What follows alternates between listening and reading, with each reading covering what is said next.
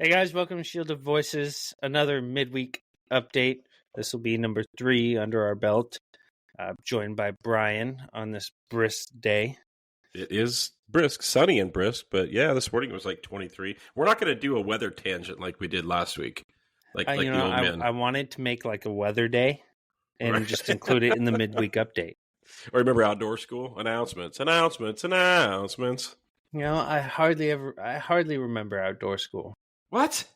Yeah, I think it was more like a church-based outdoor school. When you were in 6th grade, you didn't have an outdoor school at the school you went to? I don't believe so. Really? Yeah, not that I remember. I think what I did was through a church. Yeah, I guess I know. I think about my kids didn't. I don't think they did either. I think outdoor schools were kind of done by then. Did you ever put your kids through vacation Bible school? Yep, sure did. I grew up doing that too. Yeah, both of them went to Trout Creek. Yep, sure did. And the daycare, like before and after school care, was a Christian daycare as well. And they did Christian summer camps too. Okay. Yeah.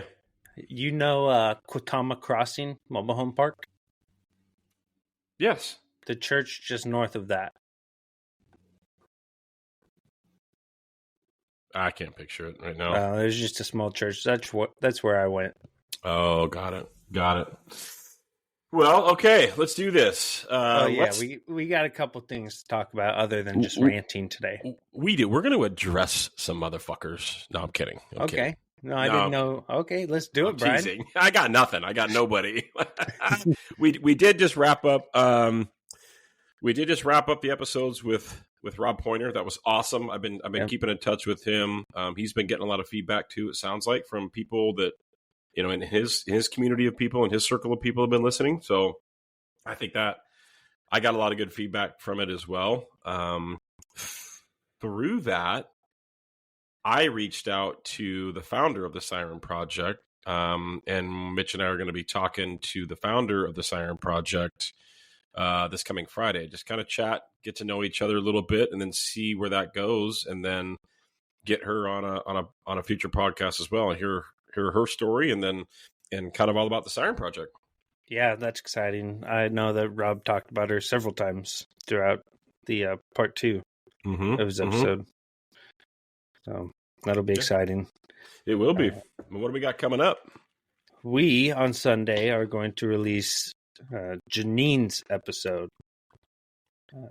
Janeen is a chair, founder, CEO, K9's for Freedom and Independence. She, I was thinking about her today and our interview with her, just kind of analyzing, the interview. She's a very strong woman based on how she. Oh yeah. She conducted herself, how she spoke. She's very articulate. She's a very strong woman. I think as a male, we recognize that in a male-dominated workplace. Right? And we see someone like that, we respect someone like that, and I definitely did. Oh yeah. She definitely and this is what I love about it. When we work with females like this too, but Janeen's got that I'd sit down and have a beer with her any day, and I don't even drink beer. But she's also got that I would never fuck with her. I would never fuck with that woman, dude. Right? Nope.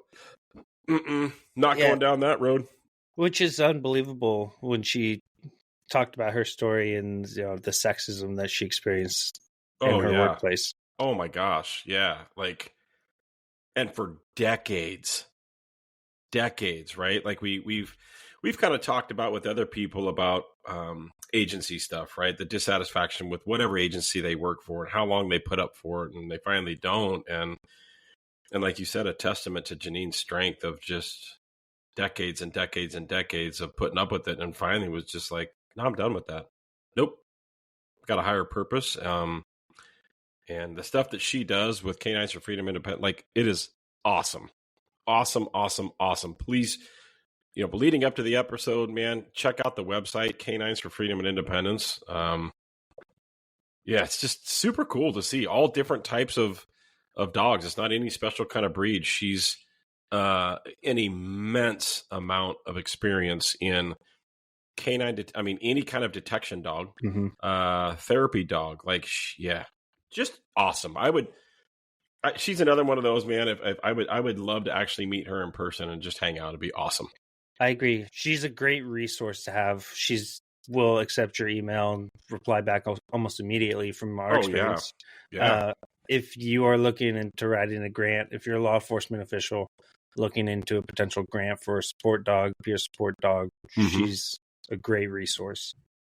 Yeah, for sure. I would encourage anybody listening across the country, if you have a mental health response team, I know the agency that we work for do, and most agencies in our area do. What a great opportunity to have a trained therapy dog. These aren't just pets. They actually go through training. What was crazy was how she was talking about how they're training these dogs to pick up on cortisol, by scent. That is nuts to me. We know about the dope dog and tracking dog and how they get trained, but let's face it, when people are stressed or going through whatever, there's an immense amount of cortisol, and these dogs can pick up on it. And to have one of those dogs and on a mental health response team, for the people in the public that those teams deal with, not to mention, imagine having a dog like that, like our MHRT team, they come into, where we're writing reports and this dog can pick up you're going through something. You know what I mean? Right. Yeah. How invaluable would that be to an agency? Just amazing. Yeah. Amazing. Yeah. I agree. And if, you have one of those shifts where you're working, you're typing, this dog walks in and climbs on your lap, you can recognize, self-reflect, fuck, something's not right. Something's not right. Maybe I need to take a step back, take a break real quick. Yeah. And just get loved on by a dog. Who don't like dogs? If you don't like dogs, you're an asshole. I'm sorry. Yeah. just come on, man. You're not good people. I don't know. But yeah, so that's going to come out. That'll be a 2-parter again. So that'll be this coming Sunday, right? That's the goal. Yep. It'll be out this Sunday. If not, maybe a little bit earlier. A little shout out to Brian's friend. Yeah, no. We'll just say it. We'll say it right out. We'll just say it. This one's for you, Jennifer. You requested because you and or your husband are going to be traveling Sunday and wanted to be able to listen to the episode while traveling. So we're going to get things done early for you. No big deal. Yeah, well, we are, sure. Yeah, more like you. No, I'll give you more credit. Right. Give you a little bit more credit. Well, you do all, again, you have credit where credit's due. Mitch does all the technical work on this, people. Brian does all the talking. I do all the talking. Yeah, but that's the way you forced me into that role. That's fine. Yeah, you forced me into that damn role. I've tried to get you to talk so many times, and you're like, no, I don't want to talk. You do it. Okay, so here I am. I don't sound like that, but yeah, no. Go for it. Yeah. But in all seriousness, Mitch he does all the work. We sit down together in a forum like this and edit it together. Mm-hmm. But Mitch does all the technical work. And to be quite honest, when we say edit, it's very little. It is very little. It's like taking some background noise out, but everything that we talk about is aired for them. Yeah. I mean, unless somebody accidentally drops a name, because we don't want to dime people out, unless we have permission to. Other than that, man, this platform is raw and unfiltered. This is us. Yeah, when we were editing Rob's part 2, we just listened to it, didn't touch it. Right? Yeah, that was great. It was awesome, and that's what we want. So yeah, man. I think. Go ahead. We do have another one planned. Well, kind of planned. It's in the works, and that's Dr. Salerno. We talked about him in the past. I know Brian likes to have things set in stone if we're going to talk about it, but I'm excited about this one. He is the author of Fit for Off Duty, Both Brian and I have read that book. It's a great book. It's a quick read too, which is helpful. Yes. Yes. He announced his availability for us to be able to sit down and talk to him. That hasn't been scheduled yet, but just some exciting news. Yeah. No, I think it'll be cool. I would also say, check out LinkedIn as well. You can, I guess you if you know us, you can find us. I'm not going to use last names, even though it'll be apparent, but, I'm going to try to do some postings on LinkedIn under just my name. Mitch is going to do the same under his name. And obviously, shieldedvoices.com. You can catch up on all the episodes there, but we're on every platform: Spotify, YouTube, Amazon, Apple. We're on every platform. Yep. And please, the other one thing that I haven't seen, and I don't know, maybe you have, Mitch, nobody comments. Which is probably good. If we're being honest, right? Maybe that's a good thing. Yeah, I mean, we're getting a good amount of views, but yeah, I've realized that too. In total, we've had maybe 4 or 5 comments on all of our episodes, which is fine. I'd rather have nothing than something negative. Yeah, no, right. But then again, negative is feedback, so who knows? It is, and it's not. Feedback is, constructive criticism I'm open to. If people want to come on and bash, I'll just delete it and move on. Like I have no interest in that. I'm open conversation and what people want to hear. Like, hey, maybe think about this. But if people want to come on and just be haters, man, I don't have any room in my life for that shit anymore.